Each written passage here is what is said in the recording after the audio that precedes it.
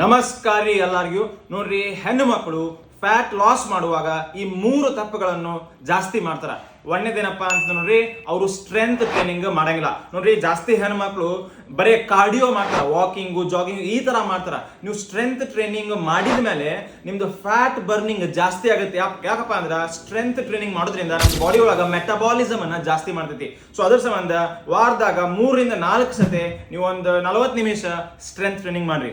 2ನೇ ಮಿಸ್ಟೇಕ್ ಏನಪ್ಪಾ ಅಂತ ನೋಡ್ರಿ, ಬಹಳ ಕಡಿಮೆ ತಿಂತಾರ. ಬಹಳ ಫ್ರಸ್ಟ್ರೇಷನ್ ಒಳಗ ಅವ್ರ ಏನ್ ಮಾಡ್ತಾರ, ಫುಲ್ ಕಡಿಮೆ ತಿಂತಾರ. ನೀವು ಕಡಿಮೆ ನಿಮ್ದು ಬಾಡಿಗೆ ಡೈಲಿ ರಿಕ್ವೈರ್ಮೆಂಟ್ ಅಂತ ಒಂದು ನಂಬರ್ ಇರ್ತೈತಿ.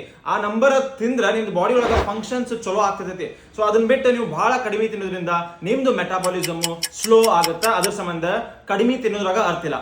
3ನೇ ಮಿಸ್ಟೇಕ್ ಏನಪ್ಪಾ ಅಂತ ನೋಡ್ರಿ, ಅವ್ರ ಡೈಟ್ ಒಳಗ ಜಾಸ್ತಿ ಪ್ರೋಟೀನು ಮತ್ತೆ ಜಾಸ್ತಿ ಫ್ಯಾಟ್ಸು ತಿನ್ನಂಗಿಲ್ಲ.